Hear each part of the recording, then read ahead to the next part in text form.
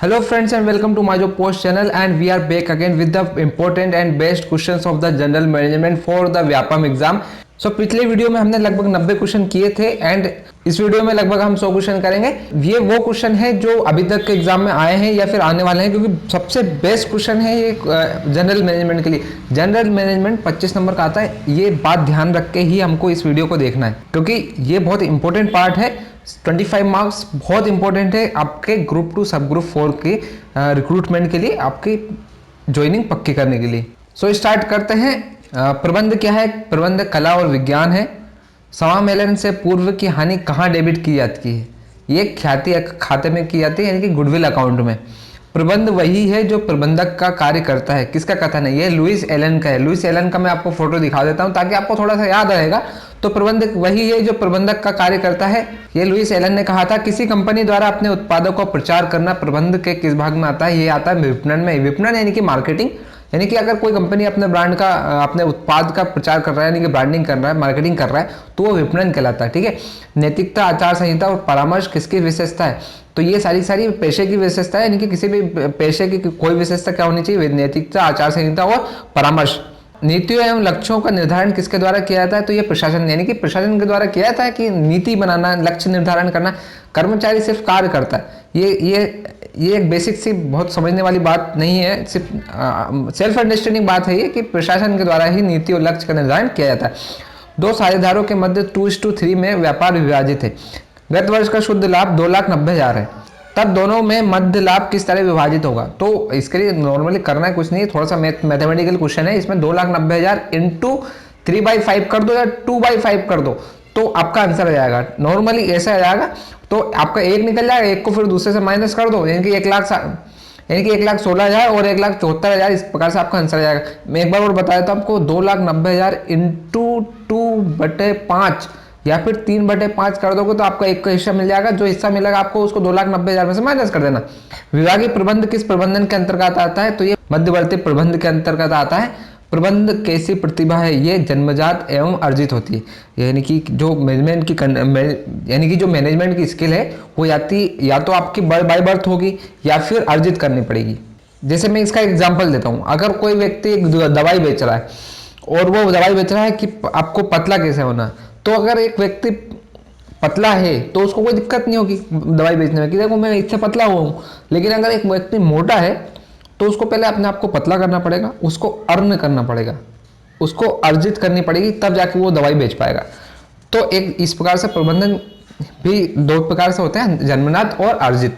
जहां पर अधिक अधिकारियों की बात की जाती है वहां पर कौन सा प्रबंध आता है? ये आता है उच्च प्रबंध।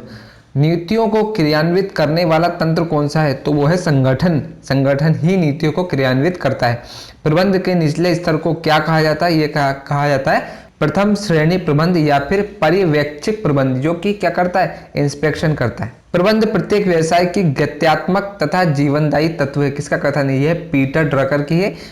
ये आपको पीटर ड्रकर सामने मैं दिखा देता हूं ताकि आपको थोड़ा सा ये मेमोरी बनी रहेगी कि पीटर ड्रकर ने क्या कहा था। भाई पीटर ड्रकर ने कहा था कि प्रबंध प्रत्येक व्यवसाय की गत्यात्मक तथा जीवनदायी तत्व है। मानव शक्ति की आवश्यकता का अनुमान लगाना प्रबंध के किस कार्य के अंतर्गत आता है? ये आता है नियोजन के, यानी कि नियोजन मतलब कि आपको किसी कार्य में लगाना। अब कोई व्यक्ति अगर कंप्यूटर में एक्सपर्ट है तो उसको कंप्यूटर का काम दिया जाएगा। अगर कोई व्यक्ति मैनेजमेंट में उसकी अच्छी स्किल है तो वो उसको मैनेजमेंट का काम दिया जाएगा ताकि उसका सही उपयोग हो सके। तो ये होता है आपका कार्य नियोजन, कार्यों में नियोजन। मानव शक्ति का नियोजन करने के लिए आपको नियोजन करना पड़ेगा।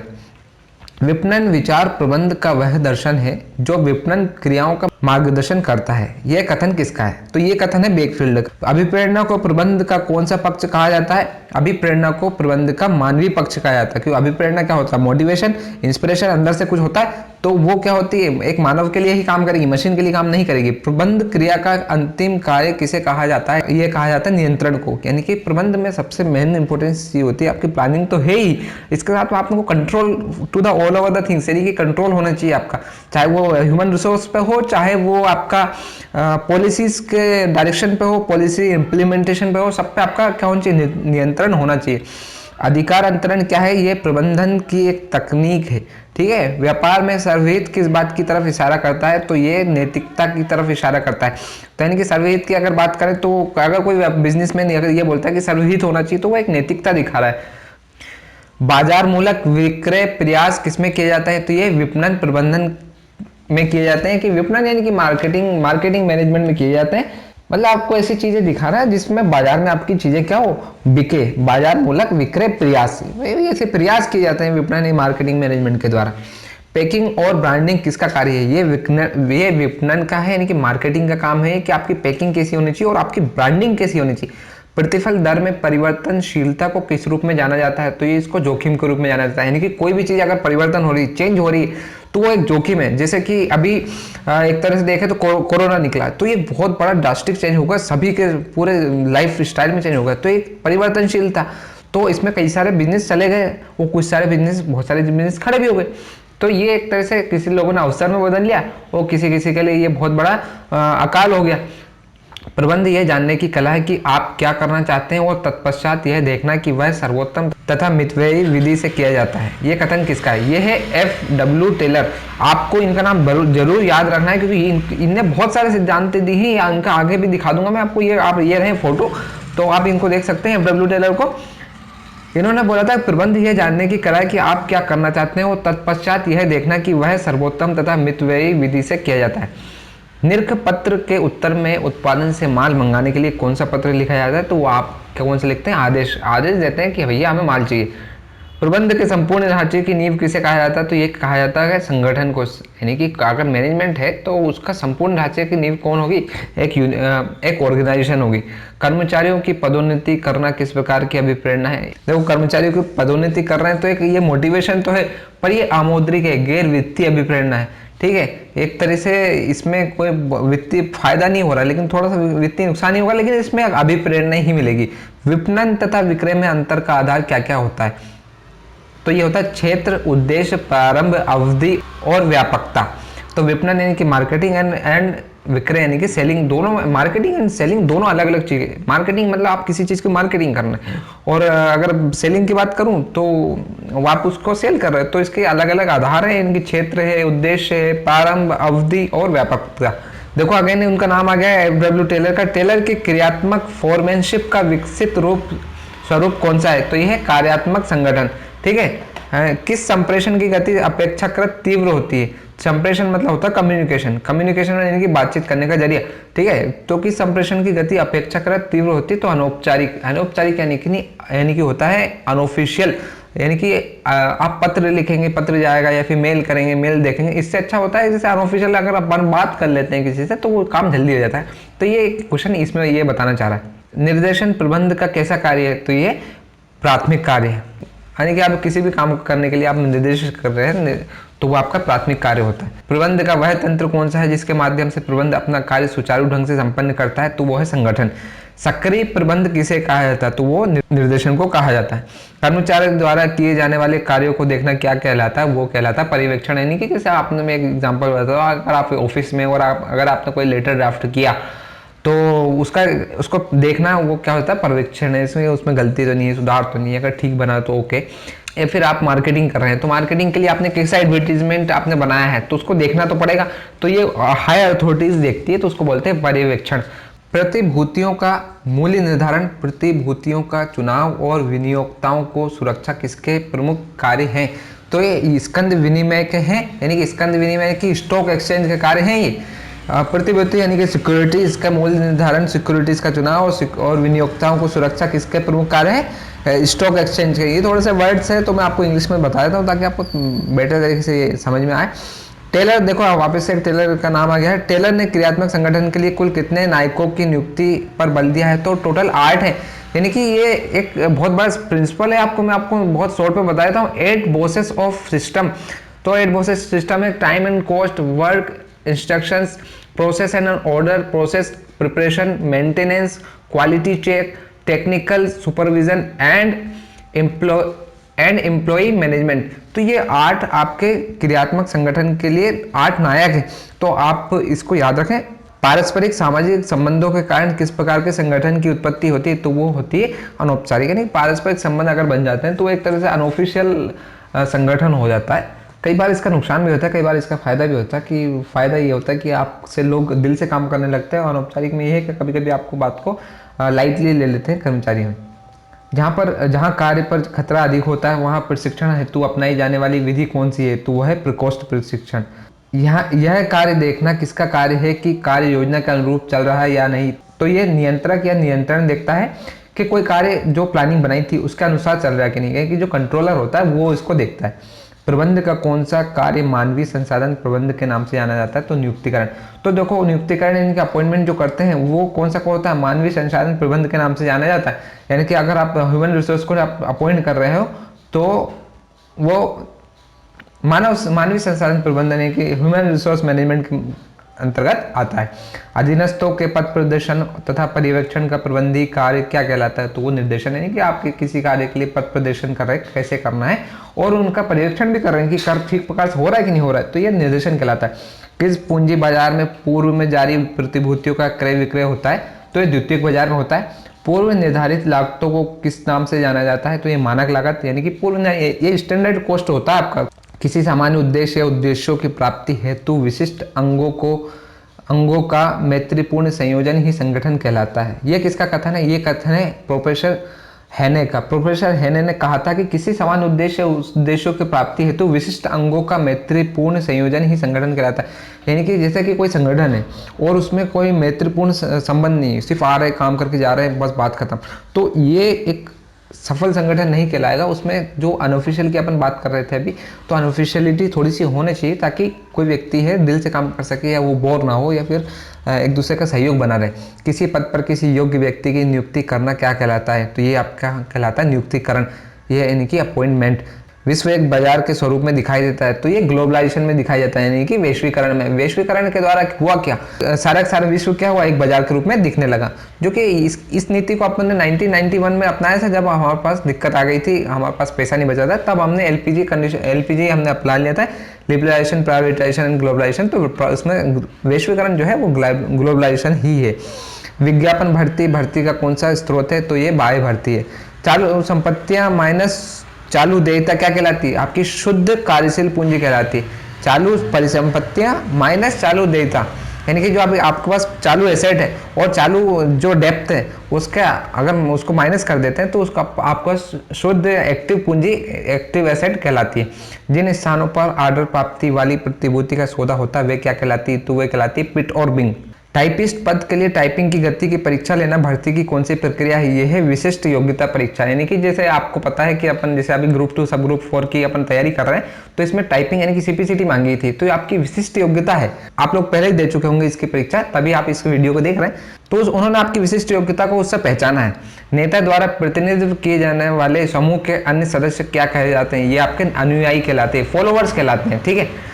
महाजन एवं साहूकार कौन सी मुद्रा में प्रमुख अंग है, ये असंगठित, जो असंगठित क्षेत्र रहते हैं उसमें महाजन और साहूकार रहते हैं, ये भी एक अंग होते हैं। श्रमिकों को उत्साह के साथ कार्य करने को प्रेरित करना क्या कहलाता है, ये कहलाता है अभिप्रेरणा। आप किसी को मोटिवेट कर रहे हैं उत्साह के साथ, जैसे कोई व्यक्ति काम तो कर रहा है तो टाइम पास करने के लिए भी काम कर सकता है, बट अगर वो एक्साइटमेंट के साथ काम करवाना चाहते हो उससे, तो आपको उसको मोटिवेट करना पड़ेगा। निष्पादन की माप के लिए किस मापदंड का सहारा लिया जाता है, तो ये आपका कार्यमान का सहारा लिया जाता है, ठीक है, कि उसका कार्य का मान कितना है, what is the value of the work. नियंत्रण किस प्रकार की प्रक्रिया, ये एक सतत प्रक्रिया है, यानी कि किसी भी कार्य में, किसी भी बिजनेस में आपके जो कंट्रोल होना चाहिए वो बना रहना चाहिए, ताकि आपका बिजनेस ठीक ढंग से चले और सब ठीक, सारे काम ठीक ढंग से हो। पद सोपान किसकी महत्वपूर्ण विशेषता है, पद सोपान एक प्रशासकीय यानी कि एडमिनिस्ट्रेटिव ऑर्गेनाइजेशन की विशेषता है। पद सोपान यानी कि hierarchy of the post designation. जब कंपनी की आय अनिश्चित हो तथा उसका पूर्वानुमान लगाना कठिन हो तो कौन से अंशों का निर्गमन करना चाहिए, तो वो होना चाहिए साधारण अंशों का। तुलन पत्र यानी कि जो बैलेंस शीट होती है में ख्याति को किस तरह प्रकट किया जाता है, तो ये होती अमूर्त परिसंपत्ति। इसको याद रखना है कि अमूर्त परिसंपत्ति जो होती है वो बैलेंस शीट में ख्याति की तरह प्रकट की जाती है। निजीकरण किसका उपाय है, ये सार्वजनिक क्षेत्र के उद्योगों का विनिवेशों का उपाय है। समविच्छेद विश्लेषण क्या है, ये एक नियंत्रण की तकनीक है। गैर वित्तीय प्रेरणाएं कैसी होती है? ये मानसिक होती है, यानी कि अगर आपको प्रेरित करना अपने कर्मचारियों को, तो and you want to the maximum optimum product output from the your employees, तो आपको उनको मोटिवेट करना पड़ेगा। That is non financial motivation, और उसमें कोई पैसा नहीं लगता, बट आपका प्रोडक्शन बढ़ जाता है। नेतृत्व किसका स्रोत है? ये अभिप्रेरणा का स्रोत है, यानी कि अगर आप लीडरशिप क्वालिटी है आप में, तो आपको मोटिवेट करने की पावर होनी चाहिए अपने सारे एम्प्लॉयज को। नियोजन नियंत्रण का कौन सा पक्ष है? ये व्यवहारिक है, यानी कि कोई किसी भी व्यक्ति को, किसी भी प्लानिंग किसी भी कार्य को करने के लिए जो प्लानिंग होती है वो आपकी बिहेवियरल होना चाहिए कि किस प्रकार से उस कार्य को संपादित किया जाना है। किस प्रबंध के द्वारा निर्धारित किया जाता है कि नियोजन के अनुसार एक संगठन अपनी चालू मानव शक्ति स्थिति से वांछित मानव शक्ति और कैसे गतिशील होना चाहिए? तो ये मानव संसाधन प्रबंध यानी कि ह्यूमन रिसोर्स मैनेजमेंट के द्वारा ये निर्धारित किया जाता है कि नियोजन के अनुसार एक संगठन अपनी चालू मानव शक्ति यानी कि एक्टिव जो ह्यूमन रिसोर्स है उससे आप मानव शक्ति से किस प्रकार उससे आप डिजायरेबल मानव शक्ति यानी कि डिजायरेबल ह्यूमन रिसोर्स की तरफ कैसे गतिशील हो सकते हैं, यानी कि आप उनसे जो चाहे वो काम करवा सकते हैं। वो होती है वांछित मानव शक्ति। उपभोक्ता की सार्वभौमिक सत्ता किस अर्थव्यवस्था में प्राप्त होती है? तो वो पूंजीवादी अर्थव्यवस्था में होती है। पूंजीवादी होती है, एक समाजवादी होती है, और एक होती है मिश्रित अर्थव्यवस्था। जब एक ही स्तर पर कार्यरत अधिकारियों के मध्य सूचनाओं का विनिमय होता है तो यहाँ कौन सा संप्रेषण है? तो यानी कि समतल, यानी कि अगर कोई सेकंड यानी कि कोई समान रैंक वाले अधिकारी आपस में बात करते हैं तो वो संप्रेषण यानी कि कम्युनिकेशन जो होता है वो समतल होता है, यानी कि बराबरी वाला होता है। आर्थिक स्थिति एवं व्यापारिक परिणामों से अवगत कराने वाले विवरण पत्र को क्या कहा जाता है? तो ये वित्तीय विवरण होता है जिसमें आपका पूरा फाइनेंशियल लेखा जोखा होता है कि कितना खर्चा हुआ, कितना नुकसान हुआ और कितना फायदा हुआ, ये सब वित्तीय विवरण में दिखाया जाता है। चयन प्रक्रिया का अंतिम चरण किसे कहा जाता है? तो ये प्रत्यादेश एक आदेश होता है, उसको कहा जाता है अंतिम चरण।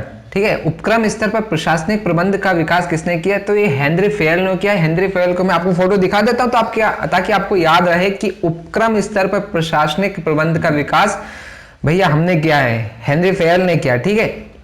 दो या दो से अधिक व्यक्तियों के मध्य तथ्यों, विचारों, संपत्तियों अथवा भावनाओं का विनिमय क्या कहलाता है? तो ये कहलाता है संप्रेषण। संप्रेषण यानी कि कम्युनिकेशन।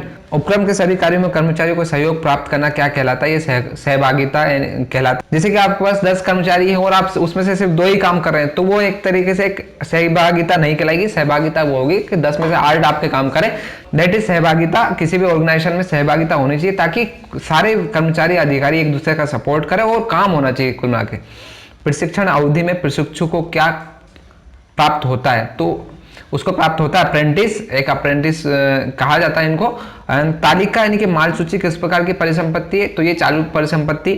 किस दशा में पूर्वाधिकार अंश व ऋण पत्रों को प्राथमिकता दी जाती है? तो मंदी की दशा में पूर्वाधिकार अंश व ऋण पत्रों को प्राथमिकता दी जाती है।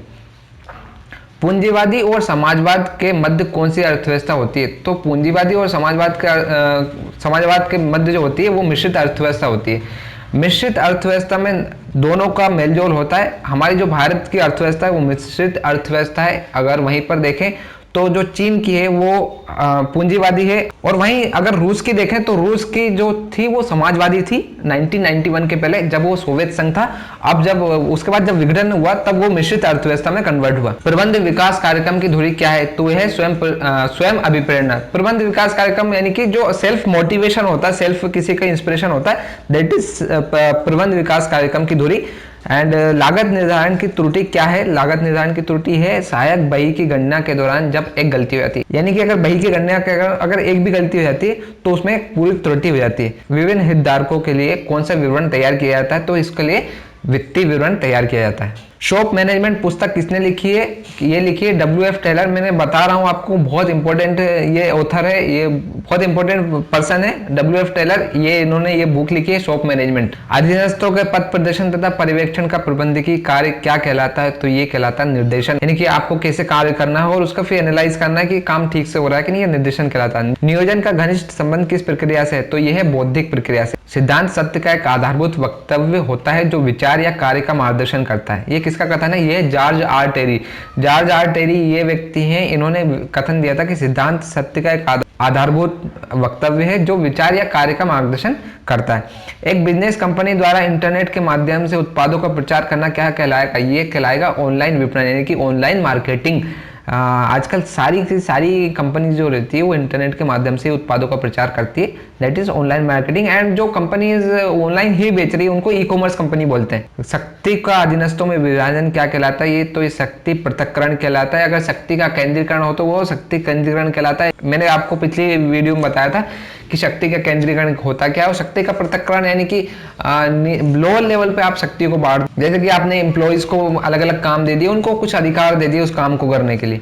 औपचारिक संप्रेषण का क्या उद्देश्य? इसका संगठन का विकास होता है, इसमें एक नैतिकता बनी रहती है। ये बात जरूर है कि अनऑफिशियल संप्रेषण जो होता है, अनौपचारिक संप्रेषण, उसमें स्पीड तेज रहती है, लेकिन जो सही काम होता है वो आपका औपचारिक संप्रेषण में ही होता है। प्रशिक्षण का संबंध किससे है? ये किसी विशिष्ट कार्य के ज्ञान से है, यानी कि प्रशिक्षण आपको प्रदान किया जाता है ताकि आप उसका करने का तरीका जान सके। संगठन में मुख्य फैसले किसके द्वारा लिए जाते हैं? तो ये शीर्ष प्रबंधन के द्वारा लिए जाते हैं।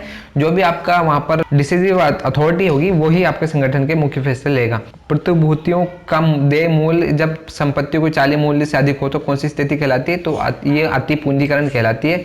किसी भी कार्य को सुचारू रूप से पूर्ण करने के लिए क्या आवश्यक है? तो ये प्रबंधन होना चाहिए, यानी कि मैनेजमेंट होना चाहिए आपको किसी भी कार्य का करने के लिए।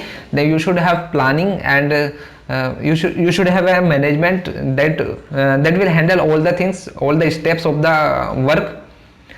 पूर्वदत्त व्यय क्या है? ये एक चालू परिसंपत्ति है। बंद पत्र किस प्रकार की देनदारी है? ये दीर्घकालीन देनदारी है। बंद पत्र होते हैं जो आपके बॉन्ड पेपर रहते हैं, उसको बंद पत्र बोलते हैं। एंड नियोजन का अंतिम कार्य कौन सा है? तो विस्तृत योजना तैयार करना नियोजन का अंतिम कार्य है। हेनरी फेयल, ये मैंने आपको अभी पिछले क्वेश्चन में बताया था कि हेनरी फेयल ने कौन सी बुक लिखी है। हेनरी फेयल द्वारा प्रबंध के कितने सिद्धांत प्रतिपादित किए गए हैं? हेनरी फेयल द्वारा 14 सिद्धांत प्रतिपादित किए गए हैं। ये मैं आपको एक इमेज दिखा देता हूं ताकि आप इसमें से देख के समझ जाएं कि कौन कौन से सिद्धांत प्रतिपादित किए गए हैं। चलिए मैं आपको पढ़ के बता देता हूँ, नहीं तो यहाँ पर इतने लोग आलसी होंगे कि वो ये पढ़ेंगे भी नहीं इस वीडियो को पॉज करके। तो Henry Fayol 14 principle of management system, तो यह है unity of direction, unity of command, order, subordination of individual interest to the overall interest, discipline, specialisation of division of labour, remuneration of staff, initiative, centralisation, authority with corresponding responsibility, scalar chain और line of authority, equity, stability of tenure, esprit de corps. तो ये 14 principal है आपके Henry फेयल्स के। वैसे इतने deep पूछेंगे नहीं, बट फिर भी आपको एक नजर रखना है इस पर। निर्देशन के मुख्य तत्व कौन से हैं? तो ये है आपके अभिप्रेरणा, नेतृत्व और संप्रेषण, यानी कि motivation and leadership and communication. आपके पास एक मोटिवेशन होनी चाहिए काम करने का, एक आपके पास लीडरशिप स्किल होना चाहिए, और उसके बाद आपका कम्युनिकेशन ठीक होना चाहिए सारे जितने भी आपके प्रतिभागी कर्मचारी हैं उनसे। बाजार विभक्तिकरण क्या है? बाजार को उप बाजार में विभाजित करना बाजार विभक्तिकरण कहलाता है। बाजार अनुसंधान किसका समर्थन करता है? ये विपणन प्रबंधन का करता है, यानी कि मार्केटिंग मैनेजमेंट का ये समर्थन करता है बाजार अनुसंधान। हेनरी फेयल के अनुसार आदेश की एकता किस प्रकार की सूची का निर्माण करती है? तो ये सोपान की सूची का निर्माण करती है। कराया लेखा किस प्रकार का लेखा है? ये आय व्यय लेखा है, जिसमें आय व्यय का लेखा जोखा रखा जाता है। उपभोक्ता व्यवहार के संगठनात्मक मॉडल का प्रतिपादन किसने किया? तो ये होप्स ने किया है। ये रहे होप्स, ताकि आपको थोड़ा याद रहे। साक्षात्कार किसका हिस्सा है? ये भर्ती प्रक्रिया का है। साक्षात्कार यानी कि इसको बोलते हैं इंटरव्यू यानी कि आपका अंदर की बात को जानना है। It is the way of knowing your internal thoughts, यह होता है साक्षात्कार। नियंत्रण प्रबंध का कौन सा कार्य है? ये आपका अंतिम कार्य है, यानी कि आपको नियंत्रण रखना ही रखना है। सो गाइस, ये हमारे लगभग 100 क्वेश्चन पूरे हुए। आई थिंक मैंने ठीक तरह से आपको समझाया होगा। अगर नहीं भी समझाया तो आपको ये याद रखना है, क्योंकि ये समझ में आए ना आए आपको ये क्वेश्चन में जरूर आएगा। So you have to remember all the things which I have told you. And अगर आपको इसके अलावा कोई डाउट्स तो आप हमसे पूछ सकते हैं। और अगर आपको वीडियो पसंद आई है तो अपने दोस्तों के साथ शेयर करें, लाइक करें वीडियो को, और बताएं कि आपको समझ में आ रहा है कि नहीं। कमेंट में जरूर लिख के बताएं कि आपको समझ में आ रहा है कि नहीं आ रहा है। एंड ऐसी वीडियो पाने के लिए और गवर्नमेंट जॉब्स की जानकारी के लिए सब्सक्राइब कर सकते हैं हमारे चैनल माय जॉब पोस्ट।